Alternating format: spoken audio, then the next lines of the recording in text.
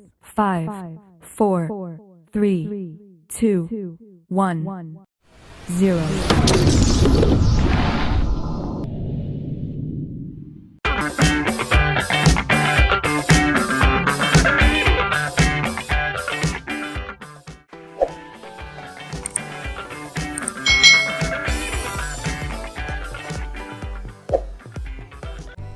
Hai,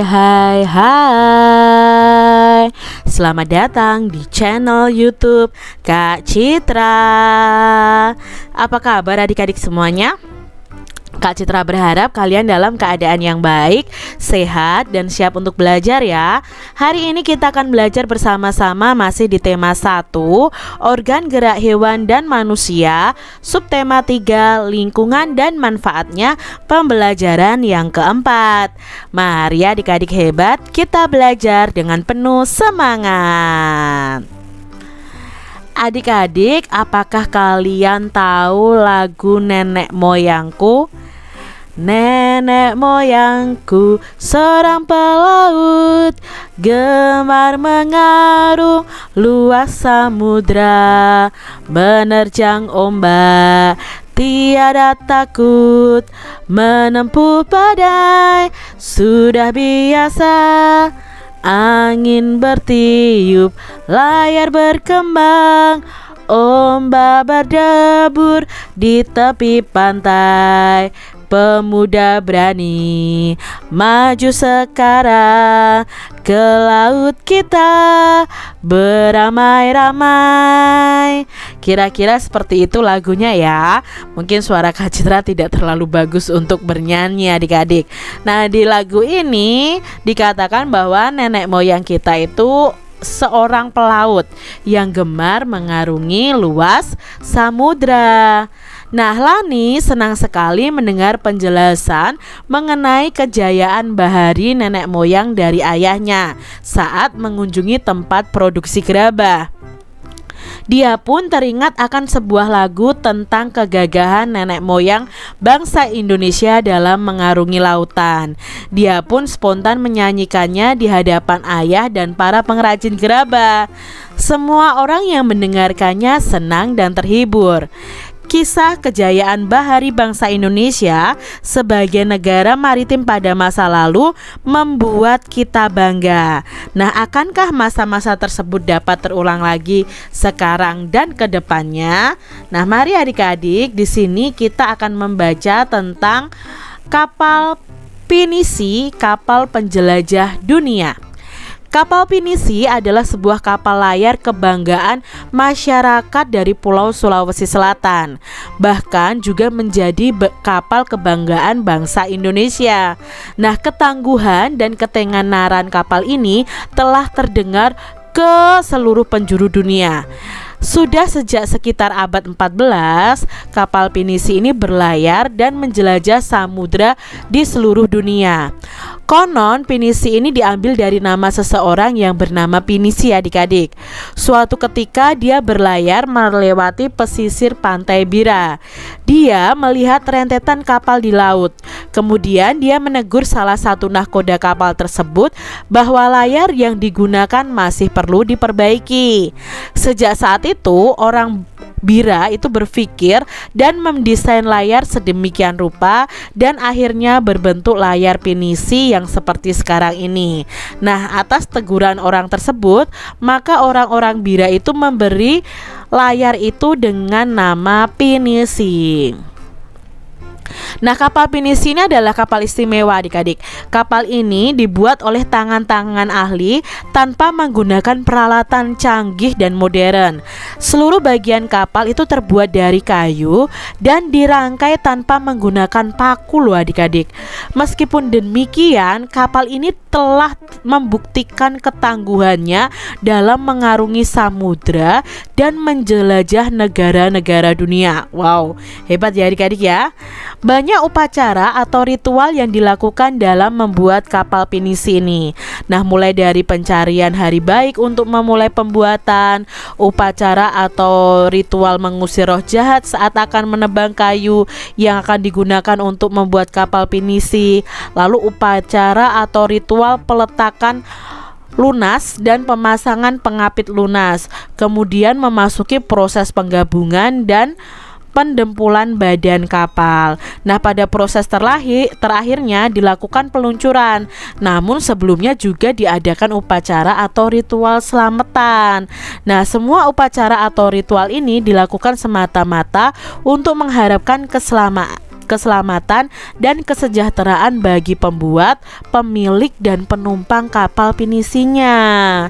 Wow, banyak ya adik-adik ya ritualnya ya. Nah, peluncuran kapal pinisi ini dilakukan pada saat air laut itu pasang dan matahari sedang naik. Nah, ketika kapal sudah mengapung di laut, barulah tiang dan layar akan dipasang. Kapal yang diluncurkan biasanya sudah siap dengan awaknya. Adapun kepala tukang itu bertindak sebagai pelaksana utama upacara dan duduk di sebelah kiri. Doa dan mantra pun akan diucapkannya. Walaupun terbuat dari kayu adik-adik, kapal ini tuh mampu bertahan dari terjangan ombak besar di laut lepas loh. Nah, kapal pinisi ini satu-satunya kapal kayu besar dari sejarah masa lampau yang masih diproduksi hingga sekarang. Nah, kapal pinisi ini umumnya memiliki 2 tiang layar utama dan 7 buah layar. Nah, 2 tiang layar pada pinisi ini menimbulkan 2 kalimat syahadat, sedangkan ke-7 layarnya itu melambangkan jumlah ayat dalam surat Al-Fatihah. Nah, ini untuk umat agama Islam ya. Nah, ada beberapa jenis kapal pinisi, tetapi yang pada umumnya itu hanya ada 2 jenis ya. Yang pertama adalah lamba atau lambo. Nah, merupakan pinisi modern yang dilengkapi dengan motor diesel adik-adik. Lalu yang kedua ada palari. Ini merupakan bentuk awal pinisi yang melengkung dan ukurannya kecil dibandingkan dengan lamba. Nah, kapal pinisi ini biasanya digunakan sebagai kapal pengangkut barang antar pulau. Namun di era modern seperti sekarang ini, pinisi itu sebagai kapal barang itu berubah menjadi kapal pesiar mewah. Nah, pinisi ini dibuat dengan interior yang mewah dan dilengkapi dengan peralatan menyelam dan peralatan permainan wisata bahari. Nah, kapal pinisi ini dijadikan lambang salah satu gerakan WWF, yakni Soul Sharks ya. Gerakan ini merupakan gerakan untuk menyelamatkan dan pelestarian hiu. Nah, membanggakan sekali ya adik-adik ya kapal pinisi dari Sulawesi ini. Nah, adik-adik, dari bacaan tadi mari kita temukan ide pokok dari masing-masing paragraf. Dari paragraf 1 sampai paragraf 10 ya adik-adik ya. Nah, paragraf 1 itu adalah kapal pinisi ini sebuah kapal layar kebanggaan masyarakat Sulawesi Selatan, bahkan juga menjadi kapal kebanggaan dari bangsa Indonesia. Lalu paragraf kedua, ide pokoknya, konon pinisi ini diambil dari nama seorang yang bernama Pinisi. Lalu di paragraf ketiga, kapal pinisi ini adalah kapal istimewa. Lalu yang keempat, paragraf keempat itu banyak upacara atau ritual yang dilakukan dalam membuat kapal pinisi. Ide pokok paragraf kelima bahwa peluncuran kapal pinisi itu dilakukan saat air laut itu pasang dan matahari sedang naik. Di paragraf keenam, walaupun terbuat dari kayu, kapal ini mampu bertahan dari terjangan ombak besar di laut lepas. Lalu paragraf ketujuh, ide pokoknya, kapal pinisi ini umumnya memiliki 2 tiang layar utama dan 7 buah layar. Lalu ide pokok paragraf ke-8, itu ada beberapa jenis kapal pinisi, namun pada umumnya hanya ada 2 jenis. Paragraf ke-9, itu kapal pinisi dilakukan biasanya digunakan sebagai kapal pengangkut barang ya, ini barang seharusnya antar pulau, namun di era modern seperti sekarang ini dijadikan kapal pesiar mewah. Lalu di paragraf yang terakhir, kapal pinisi ini dijadikan lambang salah satu gerakan WWF, yakni Soul Sharks ya, seperti itu, pelestarian hiu. Nah, adik-adik, jika nenek moyang kita saja mampu berjaya dengan konsep negara maritimnya, maka sudah seharusnya lah kita sebagai negara penerus juga bisa berjaya juga. Nah, banyak faktor yang bisa menjadikan bangsa kita jaya. Telah dibahas pada pembelajaran sebelumnya berbagai potensi kemaritiman dan kepulauan di Indonesia. Nah, potensi-potensi tersebut harus kita Manfaatkan adik-adik secara maksimal dan bertanggung jawab untuk mewujudkan cita-cita bangsa Indonesia. Nah, adik-adik, pada pembelajaran sebelumnya nih, kita telah mengetahui pengaruh kondisi geografis bangsa Indonesia sebagai negara maritim atau kepulauan terhadap ekonomi dan sosial masyarakatnya. Nah, sekarang kita akan pelajari pengaruhnya terhadap kehidupan budaya dan transportasi masyarakat Indonesia. Nah, kita belajar ya di sini kok pengaruh kondisi geografis Indonesia sebagai negara maritim terhadap budaya dulu, budaya di masyarakat. Nah, kondisi geografis itu berupa kepulauan yang terdiri atas lebih dari 13.000 pulau dan tersebar dari Sabang sampai Merauke yang mengakibatkan adanya beragamnya budaya bangsa Indonesia. Nah, masing-masing daerah atau pulau itu memiliki budayanya masing-masing yang berbeda dengan daerah atau pulau yang lainnya, adik-adik. Nah, masyarakat Indonesia ini terdiri atas ratusan suku bangsa yang tersebar di lebih dari 13.000 pulau. Nah, setiap suku itu memiliki karakteristiknya masing-masing. Salah satunya adalah budayanya. Nah, budaya antara suku bangsa satu dengan yang lainnya juga berbeda-beda, seperti bahasanya, adat istiadatnya, lalu tradisinya, sistem kepercayaannya, dan sebagainya. Nah, ciri keberagaman budaya lokal Indonesia itu dapat dilihat dari hal-hal berikut ini. Yang pertama adalah keragaman suku bangsanya. Nenek moyang bangsa Indonesia itu berasal dari Yunan, Cina Selatan.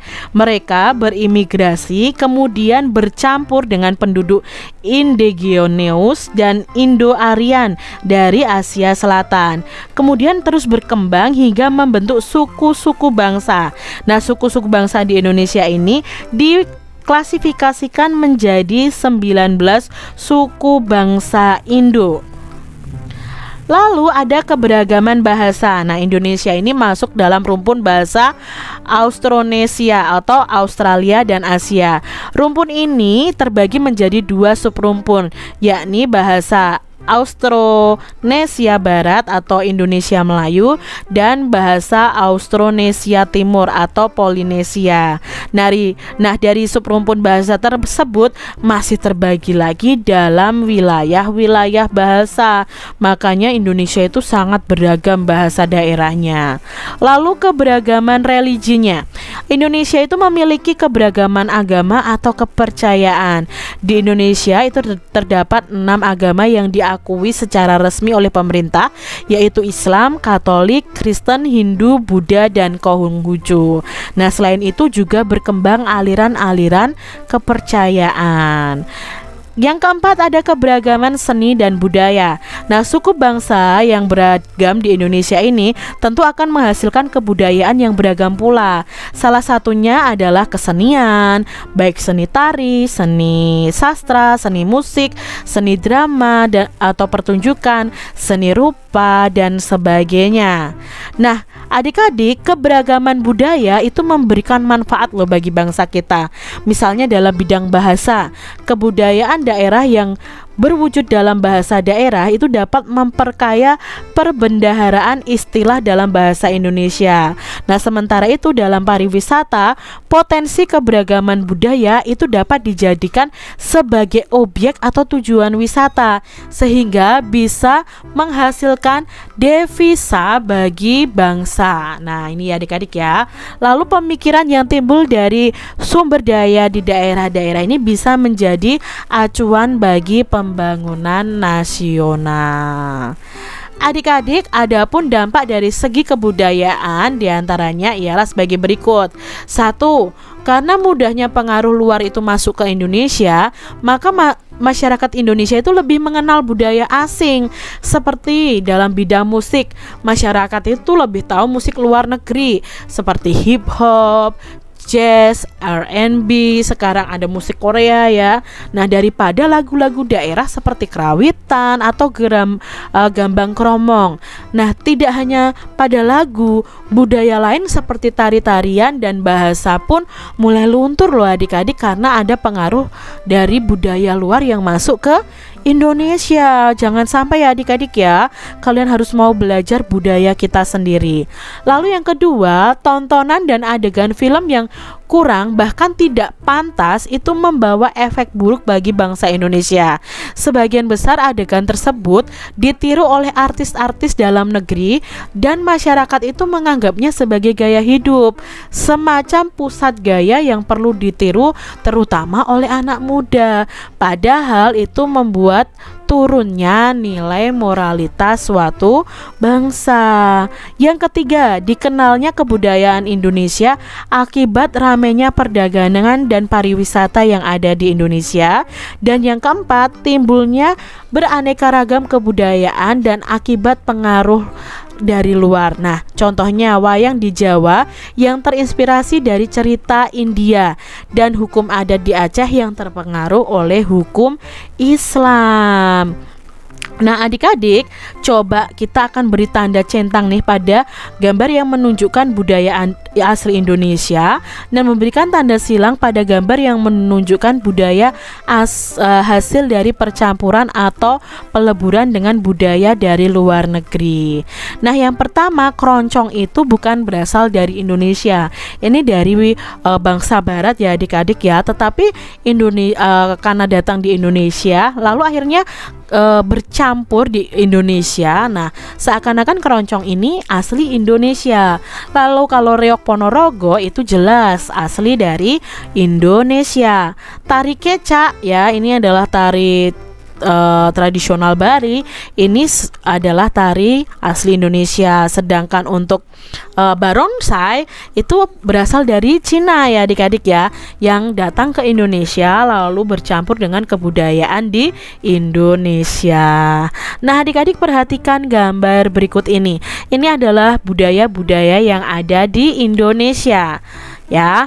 Nah dari gambar ini kalian bisa hubungkan dengan garis antara identitas budaya daerah dengan provinsi asalnya.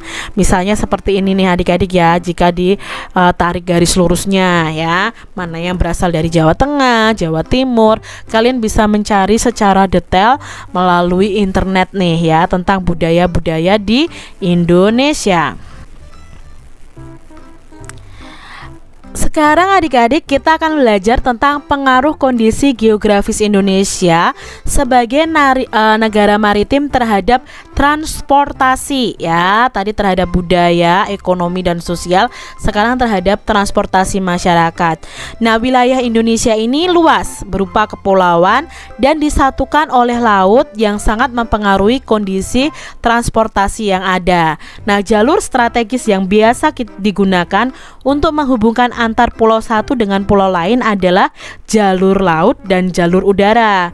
Adapun jenis dan moda transportasi yang efektif itu digunakan adalah kapal laut dan pesawat terbang. Lalu adapun jalur darat itu ada moda transportasi kereta api, bis dan mobil yang digunakan untuk menghubungkan daerah satu dengan daerah lainnya atau antar satu pulau dengan pulau yang lainnya. Nah, penggunaan pesawat sebagai moda transportasi penghubung antar pulau harus didukung dengan sarana pendukung. Nah, sarana pendukung untuk pesawat adalah tersedianya bandar udara atau bandara ya, serta lapangan udara. Nah, untuk pulau-pulau besar dan kota-kota besar, dibangunlah bandara yang mampu menampung pesawat-pesawat besar. Sedangkan di pulau-pulau kecil dibangunlah lapangan udara yang hanya mampu menampung pesawat kecil atau nama lainnya adalah pesawat perintis adik-adik. Begitu pula dengan penggunaan kapal sebagai moda transportasi penghubung antar pulau harus didukung dengan ketersediaan pelabuhan yang memadai. Nah, ketersediaan pelabuhan yang memadai dan jumlah kapal yang banyak itu bisa meningkatkan mobilitas masyarakat antar pulau karena pengguna moda transportasi kapal itu dirasa masih lebih murah jika dibandingkan menggunakan pesawat, sehingga masyarakat itu lebih banyak memilih untuk menggunakan kapal untuk bepergian antar pulau. Tiketnya saja mahal tiket pesawat adik-adik. Tapi kan cepat ya kalau pakai pesawat. Misalnya dari Jawa ke Kalimantan misalnya. Kalau naik pesawat butuh waktu hanya 1 jam. Tetapi kalau naik kapal bisa berhari-hari seperti itu. Nah, jika penyediaan dan penggunaan moda transportasi antar pulau itu memadai, akan sangat membantu kehidupan masyarakat. Mengingat luas wilayah Indonesia yang sangat luas dan berupa kepulauan, sehingga mempengaruhi pemerataan program pembangunan dan hasil-hasilnya, sehingga kemajuan tidak hanya berpusat pada daerah-daerah tertentu saja. Ada daerah yang sangat maju, namun ada daerah yang masih sangat tertinggal. Harga barang kebutuhan di satu pulau berbeda dengan harga kebutuhan di pulau lain. Nah, hal tersebut merupakan contoh kecil dampak negatif kondisi geografis bangsa Indonesia sebagai negara maritim atau kepulauan.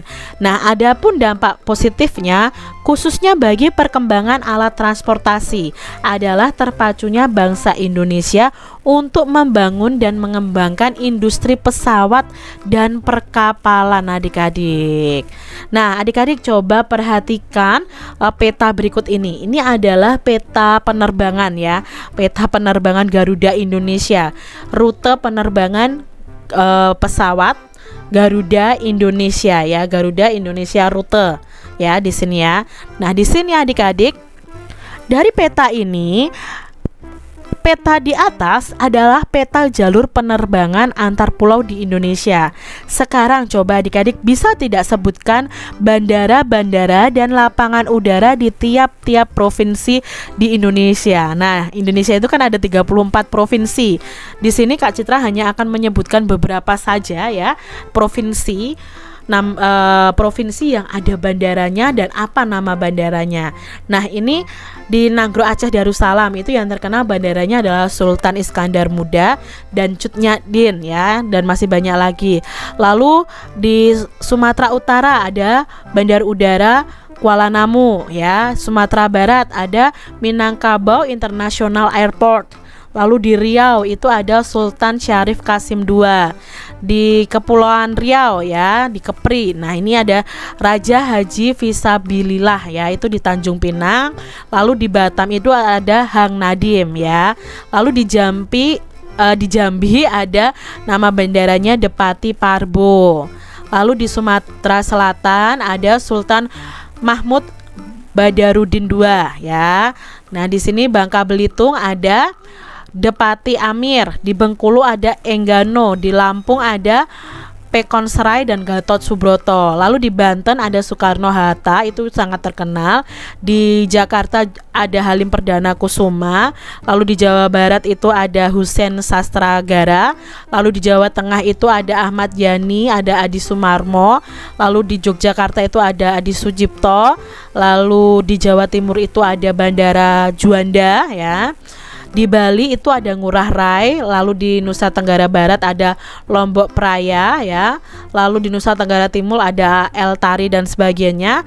Kalimantan Barat ada Supadio. Lalu di Kalimantan Timur ada Sultan Haji Muhammad Sulaiman Sepinggan. Nah, itu nama bandaranya. Di Kalimantan Tengah ada Iskandar ya, Bandara Iskandar. Lalu di Kalimantan Selatan ada Syamsuddin Nur. Di Kalimantan Tenggara ada Juwata. Sulawesi Barat ada Bandar Udara Tampa Padang. Lalu di Sulawesi Utara itu ada Samratulangi. Sulawesi Tengah ada Kasiguncu. Sulawesi berikutnya ada Beto Ambari ya, adik-adik ya. Lalu kita lihat di sini Sulawesi Selatan ada Sultan Hasanuddin. Gorontalo ada Bandar Udara Internasional Jalaluddin ya. Maluku Utara ada Ema Lamo ya. Di Maluku ada Patimura. Di Papua Barat ada Abreso. Lalu di Papua ada Bandar Udara Sentani. Itu tadi nama-nama bandara yang ada di pulau-pulau di Indonesia. Lalu ini ada peta jalur pelayaran di Indonesia. Nah, ini ada di kota-kota besar dan jalur pelayarannya. Nah, peta di atas adalah peta jalur pelayaran antar pulau di Indonesia. Coba sekarang sebutkan nama pelabuhan di tiap-tiap provinsi di Indonesia. Nanggro Aceh Darussalam itu ada pelabuhan namanya Krueng Geukuh ya. Maaf kalau Kak Citra salah menyebutkannya ya. Lalu di Sumatera Utara ada Pelabuhan Tanjung Balai, Sumatera Barat ada Teluk Bayur, Riau ada Sungai Pakning, di Kepulauan Riau ada Sekupang ya, di Jambi ada Pelabuhan Jambi, di Sumatera Selatan ada Pelabuhan Tanjung Api-Api. Ini juga terkenal. Di Bangka Belitung itu ada Pelabuhan Tanjung Pandan, di Bengkulu Pelabuhan Bengkulu, di Lampung itu Pelabuhan Bakahuni, di Banten itu ada Pelabuhan Merak, Jakarta itu Pelabuhan Sunda Kelapa, di Jawa Barat itu ada Pelabuhan Cirebon, di Jawa Tengah ada Tanjung Mas, ya, terus di Yogyakarta itu ada Pelabuhan Tanjung Adikarto. Lalu di Jawa Timur ada Pelabuhan Batu Gulu ya. Lalu di Bali ada Pelabuhan Gilimanuk, di NTB ada Lembar, di NTT ada Waingapu, lalu di Kalimantan Barat ada Dwi Kora. Nah, ini ya adik-adik ya, dari Kalimantan Timur, Kalimantan Tengah, Kalimantan Selatan, Tenggara ya. Masing-masing pulau ini memiliki pelabuhan-pelabuhan sehingga bisa para warganya itu ya, kita sebagai masyarakat itu bisa menggunakan transportasi laut ya. Jadi kita bisa ke pulau lain menggunakan transportasi laut ya, yang menggunakan pelabuhan ya. Ini tadi ya dari 34 provinsi yang ada di Indonesia. Nah, adik-adik, kemajuan dan perkembangan bidang transportasi antar pulau akan makin memperkuat persatuan dan kesatuan bangsa. Oleh karena akan meningkatkan mobilitas antar pulau sehingga akan memungkinkan terjadinya persebaran dan pertukaran sistem nilai dan budaya antar pulau. Jika sudah terjadi hal yang demikian, maka setiap pulau termasuk masyarakatnya itu akan lebih merasa menjadi kesatuan dan menjadi bagian penting yang tak terpisahkan dari NKRI atau Negara Kesatuan Republik Indonesia. Nah, adik-adik sekarang coba amati perilaku orang-orang di sekitar kalian dan tuliskan nih contoh kegiatan pengambilan keputusan bersama yang sesuai dengan nilai-nilai Pancasila.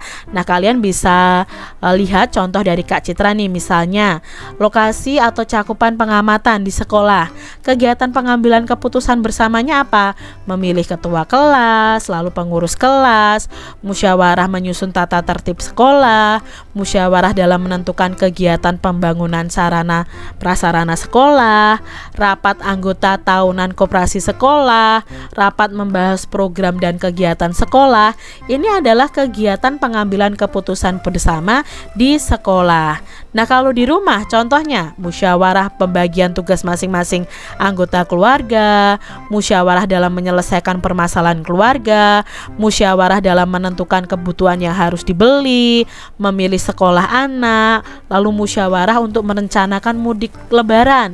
Itu contoh musyawarah atau pengambilan keputusan bersama di rumah. Lalu di masyarakat contohnya apa? Pemilihan ketua RT, RW, penentuan jadwal ronda, penentuan kerja bakti ya, musyawarah membangun masjid, musyawarah tentang penerimaan bantuan dari pemerintah. Ini adalah contoh kegiatan pengambilan keputusan bersama di masyarakat.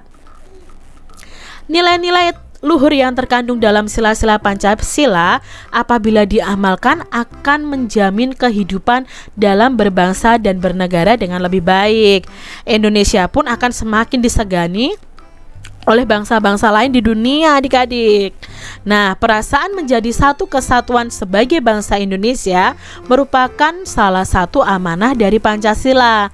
Pancasila yang merupakan dasar negara menghendaki semua unsur dalam bangsa menjadi satu kesatuan layaknya sila-sila dalam Pancasila.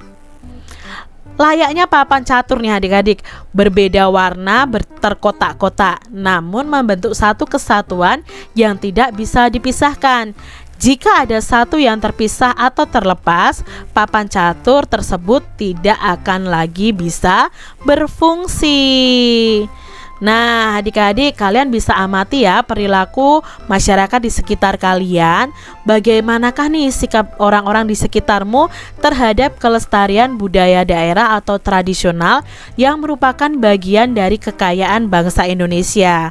Nah, setelah kalian amati, kalian bisa memberi tanda centang pada kolom yang sesuai dengan sikap orang-orang di sekitarmu. Contoh, apakah orang-orang di sekitarmu itu peduli atau kurang peduli atau tidak peduli terhadap kondisi seni tari di daerah kalian. Misalnya peduli, ya kalian centang peduli, misalnya seperti itu. Jadi kalian tahu bagaimanakah orang-orang di sekitar kalian itu masih mau melestarikan budaya daerah kita atau tidak. Nah, demikian tadi adik-adik pembahasan kita di tema 1, subtema 3 pembelajaran yang keempat. Semoga video pembelajaran ini bermanfaat ya untuk adik-adik semuanya, dan sampai jumpa lagi di video pembelajaran Kak Citra selanjutnya. Tuhan memberkati.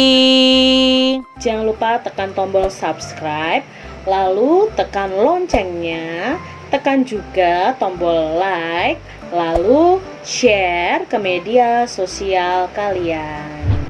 Jangan lupa untuk ikuti media sosial Kak Citra. Terima kasih.